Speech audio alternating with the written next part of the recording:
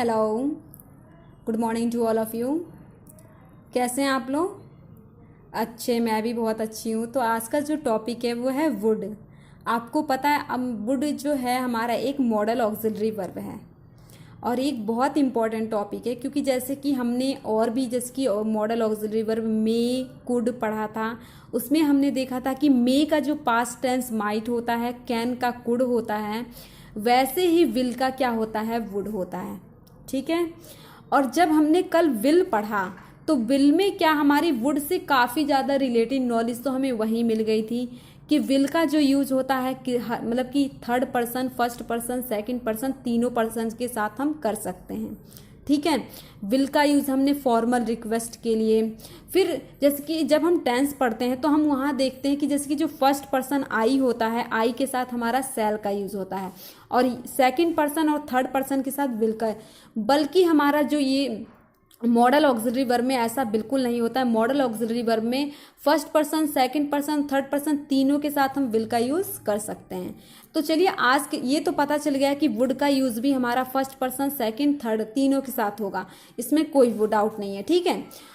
तो देखिए सबसे इम्पॉर्टेंट है कि वुड का जो यूज होता है हमारा किसी से पोलाइट, मोर पोलाइट रिक्वेस्ट के लिए होता है। मोर पोलाइट रिक्वेस्ट का मतलब होता है कि रिक्वेस्ट करें लेकिन बहुत ज़्यादा नम्र के साथ करें, उसको हम मोर पोलाइट रिक्वेस्ट बोलते हैं। ठीक है। जैसे कि फॉर्मल रिक्वेस्ट हम बोलते हैं कि फॉर्मल रिक्वेस्ट का मतलब होता है किसी भी बात को अच्छी तरीके से कहना, हम उसको क्या फॉर्मल रिक्वेस्ट में डालते हैं। फॉर्मल जैसे कि फॉर्मल एजुकेशन होता है कि हम कहीं पे कोई शिक्षा लेते हैं तो इंस्टीट्यूट, कॉलेज वगैरह में जाके लेते हैं, वो हमारा फॉर्मल रिक्वेस्ट एजुकेशन में आता है। तो फॉर्मल रिक्वेस्ट भी यही होता है कि हम किसी से रिक्वेस्ट कर रहे हैं तो हर सेंटेंस को काफ़ी अच्छे से बोल के, मतलब कि क्या आप चाय लेंगे, क्या आप दूध लेंगे, क्या आप खाना खाएंगे, ये सब हमारे फॉर्मल रिक्वेस्ट में आता है। बट देखिए रिक्वेस्ट यहाँ पे भी की जाती है और रिक्वेस्ट वहाँ पे भी, बस क्या है कि उसमें थोड़ी कम नम्रता रहती है और यहाँ पे ज़्यादा पोलाइटनेस यानी नम्रता रहती है। ठीक है। सेकेंड हमारा विलिंगलेस। विलिंगलेस क्या होता है? विलिंगलेस का मतलब होता है कि किसी की इच्छा जानने के लिए हम विलिंगलेस के साथ वुड का यूज़ करते हैं। मतलब कि कोई बैठा है तो हम उससे पूछते हैं क्या आप ये करना चाहते हैं, तो वहाँ पे हम विलिंगलेस। लाइकलीहुड, प्रिजम्पशन, हाँ प्रिजम्पशन एंड प्रोबेबिलिटी, इन तीनों का जो मतलब होता है संभावना होता है। क्या होता है?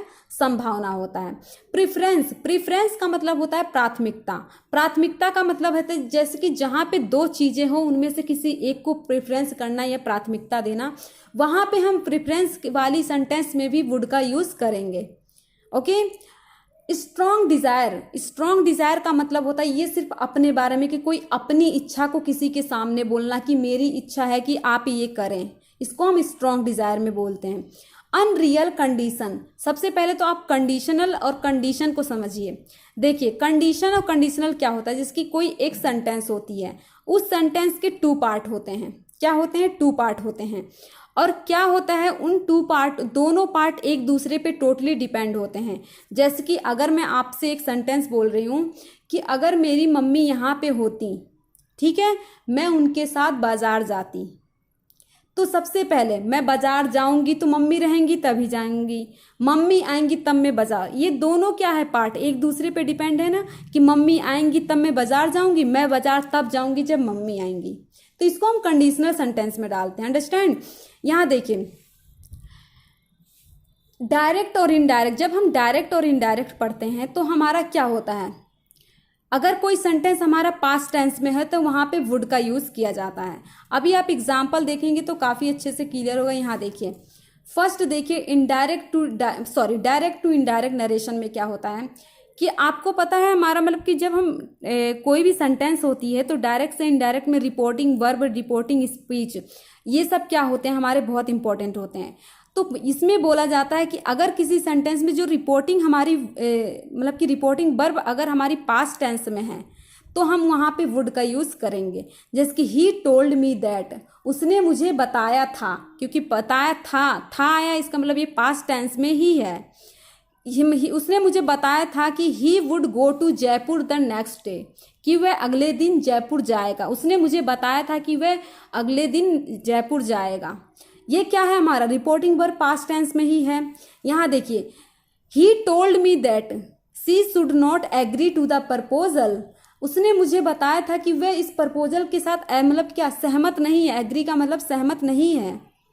ठीक है, अब देखिए कंडीशनल सेंटेंस, यहाँ मैंने अनरियल लिख दिया था, अनरियल का मतलब मैं समझा रही हूँ। देखिए कंडीशनल सेंटेंस तो हमारे क्या रियल भी होते हैं और अनरियल, मतलब कि कुछ सेंटेंस हमारे क्या अगर वो कंडीशनल है तो वो क्या हो जाते हैं, मतलब कि वो पूरे हुए रहते हैं, और कुछ क्या पूरे हुए का मतलब वो रियल होते हैं। और जो हमारे कंडीशनल सेंटेंस जो हमारे पूरे नहीं होते, जिसकी हमारी कोई इच्छा होती है वो पूरी नहीं होती है, तो उसको हम क्या कंडीशनल में ही डालेंगे, बट उनको हम अनरियल बोलेंगे। तो यहाँ पे अनरियल कंडीशनल सेंटेंस की बात होती है। जैसे देखिए यदि कोई सेंटेंस पास्ट परफेक्ट टेंस में हो, वहाँ पर वुड का प्रयोग कोई काम पास्ट में ना पूरा होने के लिए होता है। जैसे कि if he had come to me, ये कह रहा है if he had come to me, अगर वो मेरे पास आया था, I would given him a job, मैं उसे जॉब दूंगा। वो कह रहा है कि अगर वो मेरे पास आया था मैं उसे जॉब दूंगा। ठीक है, अब देखिए यहाँ पे if she had asked me, अगर उसने मुझसे पूछा था, I would have help him, मैं उसका हेल्प करूँगा। ठीक है, मैं उसकी हेल्प करता या फिर मैं उसकी हेल्प करूँगा। अब यहाँ देखिए मैंने फर्स्ट में ही बताया था कि जो हमारा वुड का यूज होता है वो मोर पोलाइट रिक्वेस्ट के लिए। मोर पोलाइट रिक्वेस्ट का मतलब है कि चाहे हम किसी से अगर रिक्वेस्ट कर रहे हैं तो वहाँ पे हम प्लीज़ शब्द लगा देते हैं तो वो और ज़्यादा पोलाइटनेस में चला जाता है। जिसकी इसका प्रयोग करने पर किसी भी सेंटेंस को ज़्यादा पोलाइटनेस के साथ रिक्वेस्ट की जाती है। जिसकी would you accompany me to the railway station, would you send me application form, क्या मुझे आप एप्लीकेशन फॉर्म भेज देंगे। Would you please take tea, क्या आप चाय लेंगे। प्लीज यूज, प्लीज यहाँ पे यूज हुआ है तो इसका मतलब यहाँ पे मोर पोलाइटनेस की बात हो रही है। अंडरस्टैंड। अब देखिए विलिंगलेस, मैंने स्टार्टिंग में ही बताया था विलिंगलेस का मतलब होता है कि कोई पर्सन है उसकी इच्छा को जानने की, वो मतलब कि इच्छा को जानने के लिए हम क्या विलिंगलेस के साथ वुड का यूज करते हैं। जैसे कि would you sing at the concert tomorrow, concert का मतलब क्या होता है, जैसे कि जहाँ पे हमारा सिंगर लोग सॉन्ग गाते हैं वहाँ पे बोलते हैं ना कॉन्सर्ट है, यहाँ पे आपको सिंगिंग करनी है, तो वहाँ पे हम क्या वुड का यूज़ करेंगे। स्ट्रॉन्ग डिज़ायर, ये बहुत इंपॉर्टेंट है। स्ट्रॉन्ग डिज़ायर का मतलब होता है कि अपनी कोई बहुत इंपॉर्टेंट मतलब कि विश किसी को बताना, यहाँ पे हम क्या स्ट्रॉन्ग डिज़ायर के साथ वुड का यूज़ करेंगे। देखिए जितने भी हम मॉडल ऑक्सिलरी वर्ब पढ़ रहे हैं, हर मॉडल ऑक्सिलरी वर्ब का सबका मीनिंग भी अलग अलग है। जैसे कि अगर हम फॉर्मल रिक्वेस्ट की बात करें तो वो किस में करते हैं, विल में करते हैं। तो मोर पोलाइट रिक्वेस्ट हम किस में करते हैं, वुड में करते हैं। विलिंगलेस किस में करते हैं, हम वुड में करते हैं। अब यहाँ देखिए I wish you would fight the election, I wish you would support the fully, I wish I would see her again. ये सब क्या है, हम किसी को अपनी इच्छा ही बता रहे हैं। ठीक है, अब देखिए वुड लाइक और वुड रेदर, ये बहुत इंपॉर्टेंट टॉपिक है। जैसे कि देखिए जब हम डिग्री पढ़ते हैं तो डिग्री आपको पता है 3 टाइप्स की होती हैं, positive, comparative and superlative. Understand. तो जो हमारी जैसे कि अगर हम गुड की बात करें तो गुड का कंपैरेटिव डिग्री क्या होता है, बेटर होता है, और उसका सुपरलेटिव डिग्री क्या होता है, बेस्ट होता है।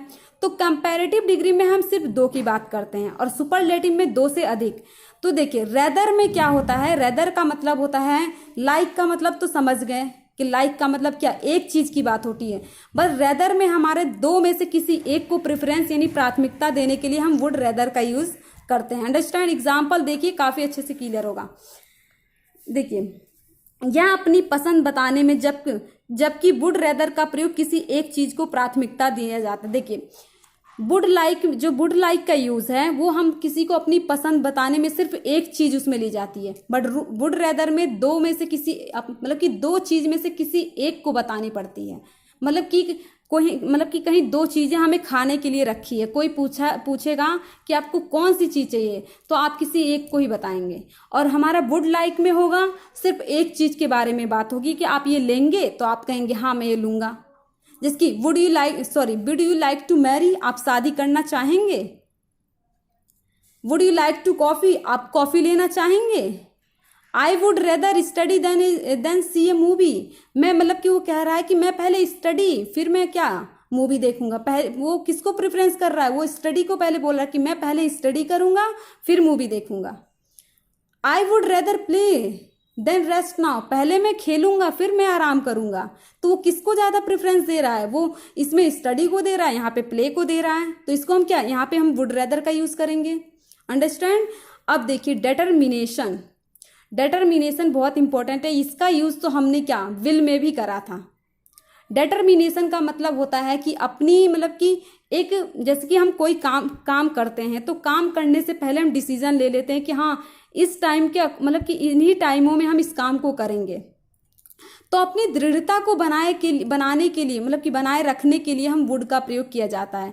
जैसे कि देखिए अगर मैंने सोचा है कि मुझे 10 मिनट में ही ये यूट्यूब का वीडियो बना देना है तो उसी के अकॉर्डिंग मैं काम करूंगी, वैसा ही स्पीड रखूंगी ना। तो इसी को हम बोलते हैं अपनी दृढ़ता के अनुसार काम करने में हम क्या वुड का यूज कर सकते हैं। ठीक है। I would never talk to you, मैं तुमसे बात कभी नहीं करूंगा। I would to whether you like और नॉट। ठीक है। पॉसिबिलिटी, देखिए पॉसिबिलिटी, लाइकलीहुड एंड प्रिजप्शन, ये तीनों ही वर्ड हमारे क्या हैं, पॉसिबिलिटी या प्रोबेबिलिटी बोलते हैं ना, संभावना। किसी भी चीज को देखकर, किसी भी मतलब कि थिंग्स को देखिए, पर्सन को देखिए, प्लेस को देखिए, उनको देखकर अपने मन में मतलब कि कुछ हमारी संभावना वाली वर्ड आती हैं, मतलब कि संभावने वाली भावनाएं आती हैं। तो वहां पे क्या हम वुड का यूज कर सकते हैं। जैसे कि देखिए मैं बता रही हूँ, जब हम मे मॉडल ऑक्सिलरी वर्ब पढ़ रहे थे तो मे में हमने देखा था कि मे बी और मे हैव। तो मे बी में क्या होता था, हमारे वर्ब उसमें नहीं होता था, उसमें सिर्फ किसी न किसी संभावना की बात होती थी। उसको हम मे बी, जैसे कि हम बोलते हैं ना मे बी हो सकता है, तो ऐसे ही हमारा वुड में भी क्या होता है कि अगर किसी पॉसिबिलिटी या फिर लाइकलीहुड या फिर प्रिजप्शन की बात होती है, वहां पे वुड की जगह पे वुड वी यूज कर देते हैं। जैसे कि ही वुड बी सेंट, वैसे एक साधु होगा। तो यहाँ पे हम बस देख के बोल रहे कि कंफर्म नहीं है कि वो एक साधु ही है, यहाँ पे प्रोबेबिलिटी है। He would be his brother, वह उसका भाई होगा। She would be in the club at this time, वो कह रहा है कि वो इस टाइम कहाँ पर होगा, क्लब मतलब कि संभावना बोल रहा है कि वो इस टाइम क्लब में होगा या फिर हो सकता है, वो कंफर्म नहीं है कि हाँ वो क्लब में ही है।